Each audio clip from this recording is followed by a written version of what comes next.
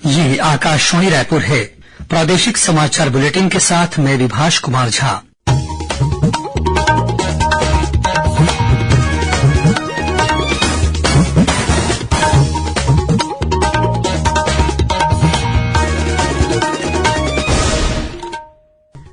और अब पेश है आज के मुख्य समाचार। जगदलपुर से नवनिर्वाचित विधायक किरण सिंह देव को प्रदेश भाजपा का नया अध्यक्ष बनाया गया। राज्य सरकार ने किसानों से समर्थन मूल्य पर प्रति एकड़ 21 क्विंटल धान खरीदी करने का आदेश जारी किया। विधानसभा सत्र के अंतिम दिन आज करीब 13,000 करोड़ रुपए का अनुपूरक बजट पारित। और आगामी लोकसभा चुनाव के मद्देनजर चुनाव आयोग ने कहा है कि चुनाव कार्य से जुड़े अधिकारियों को गृह जिले में पदस्थ नहीं किया जाए और वर्तमान पदस्थापना में 3 वर्ष की अवधि पूरी कर चुके अधिकारियों का तबादला किया जाए। अब समाचार विस्तार से। जगदलपुर विधानसभा क्षेत्र से नवनिर्वाचित विधायक किरण सिंह देव को भारतीय जनता पार्टी का नया प्रदेश अध्यक्ष बनाया गया है। पार्टी के राष्ट्रीय महासचिव अरुण सिंह ने बताया है कि भाजपा के राष्ट्रीय अध्यक्ष जगत प्रकाश नड्डा के निर्देश पर किरण सिंह देव की नियुक्ति तत्काल प्रभाव से लागू हो गई है। गौरतलब है कि जगदलपुर की सामान्य सीट से पहली बार विधायक चुने गए किरण देव इससे पहले वर्ष 2009 से 2014 तक जगदलपुर नगर निगम के महापौर भी रह चुके हैं। भारतीय जनता युवा मोर्चा से अपनी राजनीति की शुरुआत करने वाले किरण देव को 1998 में युवा मोर्चा की बस्तर जिला इकाई का उपाध्यक्ष बनाया गया था। इसके बाद वर्ष 2002 में वे युवा मोर्चा के जिला अध्यक्ष भी रहे। वर्ष 2005 से 2018 तक वे भाजपा के प्रदेश मंत्री रहे। इसके बाद उन्हें 4 वर्षों के लिए प्रदेश महामंत्री भी बनाया गया। 61 वर्षीय किरण देव ने बीएससी उपाधि प्राप्त करने के साथ ही कानून की पढ़ाई भी की है। वे अधिवक्ता होने के अलावा कृषि कार्य में भी सक्रिय हैं। राज्य सरकार ने किसानों से समर्थन मूल्य पर प्रति एकड़ 21 क्विंटल धान खरीदी करने का आदेश जारी कर दिया है। खाद्य और नागरिक आपूर्ति विभाग ने स्पष्ट किया है कि प्रति एकड़ 21 क्विंटल की दर से धान खरीदी का लाभ उन किसानों को भी दिया जाएगा जो इस आदेश के पहले ही अपना धान बेच चुके हैं। मुख्यमंत्री विष्णुदेव साय ने कहा है कि छत्तीसगढ़ सरकार जनता से किए गए सभी वादे पूरे करेगी। उन्होंने कहा कि राज्य के किसानों से 3100 रुपए प्रति क्विंटल की दर से धान की खरीदी की जाएगी। मुख्यमंत्री ने कहा कि 25 दिसंबर को देश के पूर्व प्रधानमंत्री अटल बिहारी वाजपेयी की जयंती के अवसर पर भाजपा की पूर्ववर्ती सरकार के कार्यकाल के अंतिम 2 वर्ष में धान खरीदी की बकाया बोनस राशि के रूप में लगभग 3,716 करोड़ रुपए का भुगतान किया जाएगा। छत्तीसगढ़ की 6वीं विधानसभा के प्रथम सत्र के अंतिम दिन आज करीब 13,000 करोड़ रुपए का अनुपूरक बजट पारित हो गया। सदन में हुई चर्चा का जवाब देते हुए मुख्यमंत्री विष्णुदेव साय ने कहा कि यह अनुपूरक बजट मोदी की गारंटी पूरा करने की दिशा में उनकी सरकार का पहला कदम है। उन्होंने कहा कि मोदी की गारंटी मतलब गारंटी पूरा होने की गारंटी। मुख्यमंत्री ने कहा कि अनुपूरक बजट में राज्य के लगभग 18 लाख ग्रामीण परिवारों को प्रधानमंत्री आवास योजना के तहत पक्का मकान देने के लिए करीब 3,800 करोड़ रुपए का प्रावधान किया गया है। इसके अलावा किसानों को भाजपा की पूर्ववर्ती सरकार के अंतिम 2 वर्ष में की गई धान खरीदी के बकाया बोनस के भुगतान के लिए भी लगभग 3,800 करोड़ रुपए का प्रावधान किया गया है। मुख्यमंत्री ने कहा कि महिलाओं को सशक्त बनाने और उन्हें आर्थिक मजबूती देने के लिए महतारी वंदन योजना के तहत लगभग 1,200 करोड़ रुपए का प्रावधान अनुपूरक बजट में किया गया है।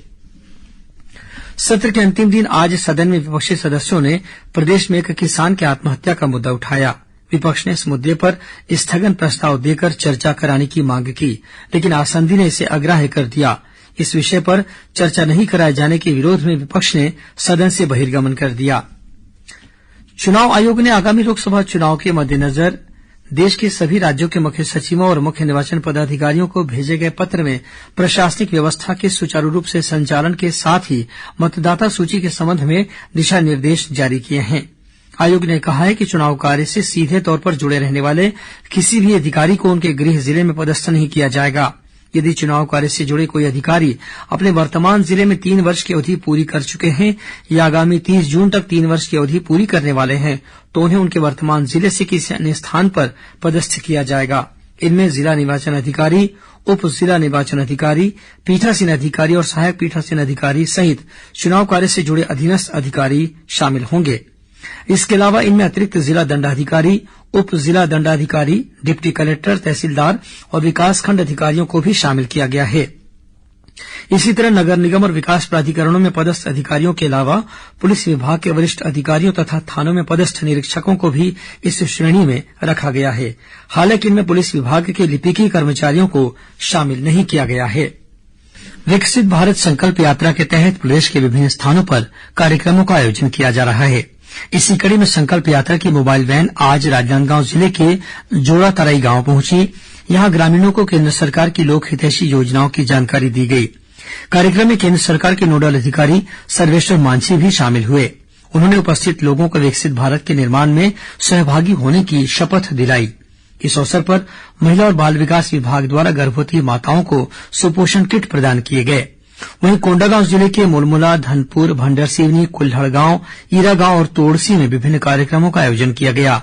इस मौके पर केन्द्र सरकार की विभिन्न जनकल्याणकारी योजनाओं के लाभार्थियों को सामग्रियों का वितरण किया गया। साथ ही ग्रामीण सचिवालय का आयोजन किया गया, जिसमें अधिकारियों द्वारा मौके पर ही लोगों की समस्याओं का निराकरण किया गया।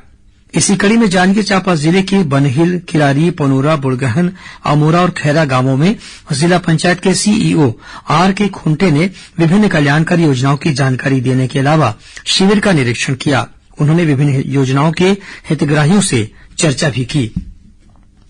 इस बीच आज रायपुर स्थित इंदिरा गांधी कृषि विश्वविद्यालय में विकसित भारत के भावी स्वरूप में कृषि शिक्षा, अनुसंधान और विकास की भूमिका विषय पर विचार गोष्ठी का आयोजन किया गया। इसमें मुख्य अतिथि के रूप में रायपुर के कृषि महाविद्यालय के अधिष्ठाता डॉक्टर जीके दास उपस्थित थे।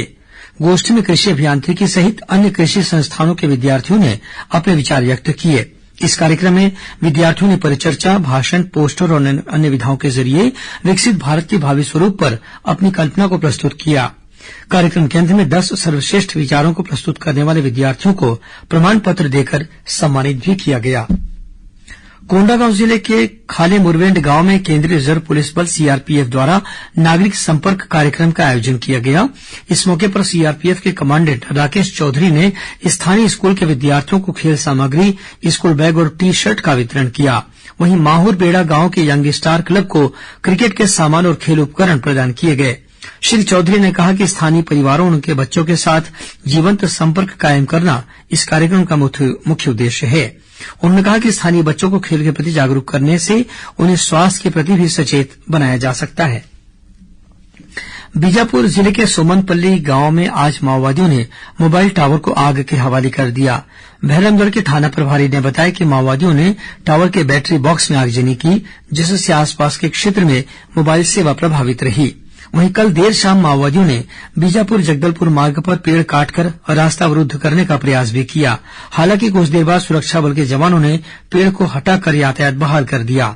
इस बीच सुकमा जिले के नागाराम इलाके में कल माओवादियों के साथ हुई मुठभेड़ के दौरान सुरक्षा बल के जवानों ने घटनास्थल से 2 राइफल के साथ माओवादियों के उपयोग में आने वाले अन्य सामान बरामद किए हैं। जिले के पुलिस अधीक्षक किरण चौहान ने बताया कि तलाशी अभियान के दौरान डीआरजी और कोबरा बटालियन के जवानों ने माओवादियों का एक शिविर भी ध्वस्त कर दिया। गुवाहाटी में चल रही 85वीं सीनियर राष्ट्रीय बैडमिंटन चैंपियनशिप में भारतीय रेलवे की महिला टीम ने कांस्य पदक हासिल किया है। इस जीत में दक्षिण पूर्व मध्य रेलवे की दीक्षा चौधरी और के प्रीति ने शानदार प्रदर्शन किया। ये दोनों खिलाड़ी रायपुर रेल मंडल में कार्यरत हैं। और पेश है मौसम का हाल। प्रदेश में अगले 1-2 दिनों के दौरान ठंड में कुछ कमी आने की संभावना है। मौसम विभाग के अनुसार पश्चिमी विक्षोभ के कारण इस समय प्रदेश में बंगाल की खाड़ी से नमी आ रही है। साथ ही हवा की दिशा भी बदलने की संभावना है। इस दौरान उत्तरी हवाओं के मंद पड़ने से न्यूनतम तापमान में 1 से 2 डिग्री सेल्सियस की बढ़ोतरी हो सकती है। वहीं प्रदेश के कुछ हिस्सों में बादल छाए रहने की भी संभावना है। कुछ खबरें संक्षेप में सुन लीजिए। स्वाधीनता सेनानी और समाज सुधारक पंडित सुंदरलाल शर्मा की आज जयंती है। इस अवसर पर मुख्यमंत्री विष्णुदेव साय ने उन्हें नमन किया है। मुख्यमंत्री ने आज अपने पोहना स्थित निवास पर पंडित सुंदरलाल शर्मा के संपादन में प्रकाशित ऐतिहासिक अखबार श्रीकृष्ण जन्मस्थान समाचार पत्र के पुनः संपादित पुस्तक का विमोचन किया। यह संपादन प्रदेश के इतिहासकार आचार्य रमेन्द्र नाथ मिश्र ने किया है। मुख्यमंत्री विष्णुदेव साय ने आज रायपुर में विधानसभा के पास 0 पॉइंट स्थित चौराहे के सौंदर्यीकरण का लोकार्पण किया। इस चौराहे की दोनों तरफ हरियाली के साथ ही छत्तीसगढ़ की लोक संस्कृति और लोक कला को प्रदर्शित किया गया है। सुकमा जिले के कलेक्टर ने दोरनापाल में पदस्थ खाद्य निरीक्षक को रिश्वत मांगने की शिकायत मिलने पर निलंबित कर दिया है। वहीं दोरनापाल के नायब तहसीलदार को निलंबित करने के लिए बस्तर के संभागायुक्त को अपनी अनुशंसा भेजी है। जांजगीर चांपा जिले के बहिराडीह के किसान स्कूल में 23 दिसंबर को राष्ट्रीय किसान दिवस मनाया जाएगा। इस कार्यक्रम में जिले के 9 प्रगतिशील किसानों और 9 पत्रकारों का सम्मान भी किया जाएगा। अभी भी प्राप्त समाचार के अनुसार बीजापुर जिले के आवापल्ली इलाके में माओवादियों ने 2 अलग अलग यात्री बसों में आगजनी की है। बसों में आग लगाने से पहले माओवादियों ने यात्रियों को बस से उतार दिया था। घटना में कोई हताहत नहीं हुआ है। घटना के बाद मार्ग पर आवागमन बाधित हो गया था। अंत में मुख्य समाचार एक बार फिर। जगदलपुर से नवनिर्वाचित विधायक किरण सिंह देव को प्रदेश भाजपा का नया अध्यक्ष बनाया गया। राज्य सरकार ने किसानों से समर्थन मूल्य पर प्रति एकड़ 21 क्विंटल धान खरीदी करने का आदेश जारी किया। विधानसभा सत्र के अंतिम दिन आज करीब 13,000 करोड़ रुपए का अनुपूरक बजट पारित। और आगामी लोकसभा चुनाव के मद्देनजर चुनाव आयोग ने कहा है कि चुनाव कार्य से जुड़े अधिकारियों को गृह जिले में पदस्थ नहीं किया जाए और वर्तमान पदस्थापना में 3 वर्ष की अवधि पूरी कर चुके अधिकारियों का तबादला किया जाए। इसी के साथ प्रादेशिक समाचार बुलेटिन समाप्त हुआ। नमस्कार।